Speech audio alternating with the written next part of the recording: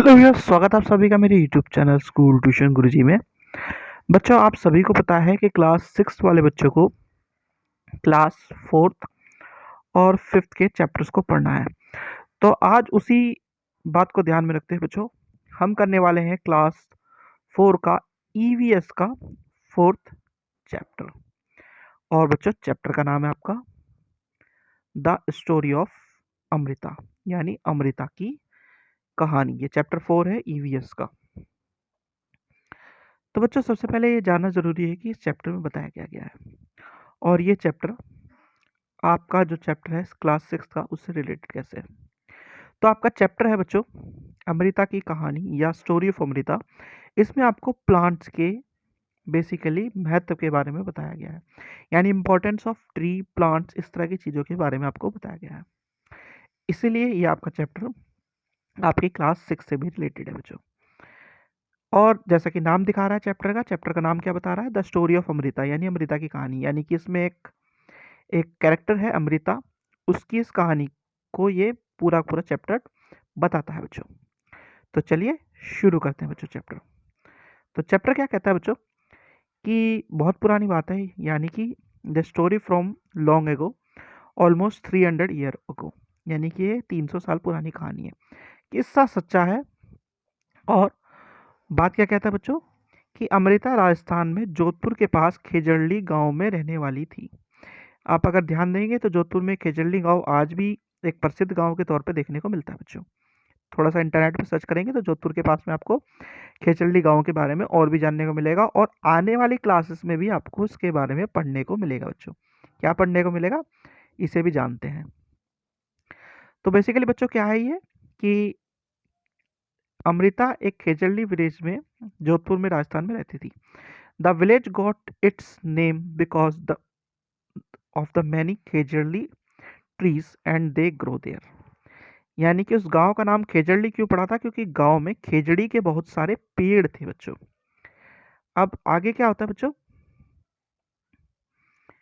कि गांव के सभी लोग पेड़ पौधों और जानवरों का अच्छे से ध्यान रखते थे। यानी this villagers took great care of plants, trees and animal. Goat, deer, hares and peacock roamed fearlessly there. यानी कि बकरियां, हिरन, खरगोश, मोर और सारे जानवर वहाँ बिना किसी डर के घूमते थे, और आज भी घूमते हैं। अगर आप उनकी वीडियोस देखेंगे आपको काफ़ी वीडियोस मिल जाएगी बच्चों। अब गांव के जो बुजुर्ग थे, यानी जो बड़े बूढ़े थे, वो कुछ कहते थे, कुछ चीज़ें बताते थे उन बच्चों को। क्या कहते थे बच्चों वो कहते थे कि अगर पेड़ हैं तो हम हैं। यानी कि दे यूज टू से अगर पेड़ हैं तो हम हैं, और पेड़ और जानवर हमारे बिना रह सकते हैं पर हम उनके बिना नहीं रह सकते। यानी कि वो और क्या कहते थे बच्चों, ये plants and animal can survive without us but we can not survive without them. तो पहला पॉइंट आपको ये देखने को और समझने को मिलेगा बच्चों कि वो क्या कह रहे थे, अगर पेड़ हैं तो हम हैं। तो ये सही बात है बच्चों। पेड़ों से हमें बहुत सारी खाने की चीज़ें मिलती हैं, आपके फ्रूट्स, वेजिटेबल और मेडिसिन। अगर बेसिक वे में कुछ चीज़ों को काउंट किया जाए तो आपके फ्रूट्स हो गया बच्चों, वेजिटेबल्स हो गया, फिर उसके बाद अगर आप बीमार पड़ जाए तो मेडिसिन हो गया, जो कि एक बहुत ही ज़रूरी चीज़ है बच्चों। ये सारी की सारी आपको मिल सकती हैं।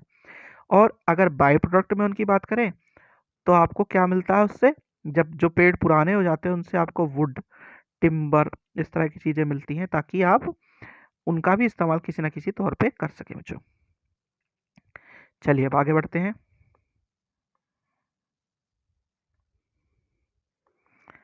अब बात आती है अमृता के दोस्तों की बच्चों। तो हुआ क्या, अमृता सुबह सुबह उठकर अपने सारे दोस्तों के साथ खुशी से मिलती है।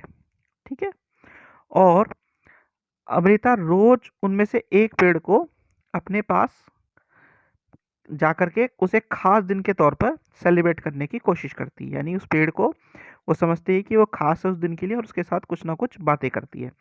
तो एक दिन वो एक पेड़ के पास लिपट करके क्या कहती है बच्चों कि वह उस पेड़ से लिपटकर उसके कान में धीरे धीरे कहती है, दोस्त, तुम सुंदर और ताकतवर हो, तुम ही हो जो हम सबका ध्यान रखते हो, इसके लिए धन्यवाद। तुमसे बहुत प्यार करती हूँ, तुम अपनी शक्ति मुझे भी दो। तो वो क्या कहती है बच्चों? She would put her arms around the tree trunk and whisper to the tree, यानी कि उसके पास में जाके कहती है, friend you are so strong and beautiful, you care for us, thank you tree, I love you very much, give your strength to me, यानी कि अपनी शक्ति मुझे भी दो। फिर क्या होता है बच्चों? Like Amrita other children also had their special trees, they would play for hours in the shade of trees, यानी कि अमृता की तरह ही गांव के दूसरे बच्चे भी दो पेड़ों से दोस्ती रखते हैं और वह घंटों पेड़ों की छांव में खेलते रहते हैं बच्चों। ठीक है बच्चों, तो ये आपका पहला पार्ट है इसका। इसके कुछ क्वेश्चन आंसर हैं, जरा उसे भी देख लेते हैं।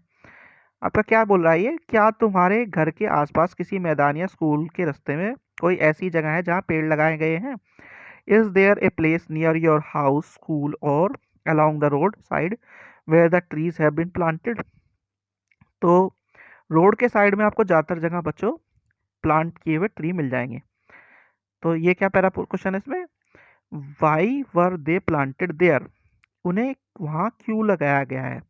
तो रोड के साइड में जो ट्री लगाए जाते हैं बच्चों, वो इसलिए लगाए जाते हैं ताकि गर्मियों के मौसम में अगर कोई पैदल अपने घर जा रहा है या थोड़ी बहुत दूर जा रहा है और उसे छाया की ज़रूरत होती है या फिर वो बैठना चाहता है कुछ देर ठंडी हवा में या छाया में, तो वहाँ पे आराम कर सके, इसलिए लगाए जाते हैं बच्चों। अगला क्वेश्चन है आपका बच्चों, कौन सा, कि क्या तुमने किसी को उनकी देखभाल करते देखा है? किसको? Have you seen anyone taking care of the tree?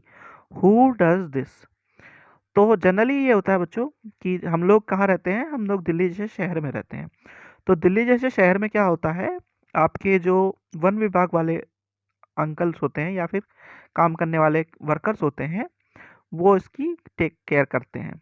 जैसे कि आपके जो गार्डन्स होते हैं स्कूल में, उसमें माली अंकल जो होते हैं आपके, वो केयर करते हैं बच्चों।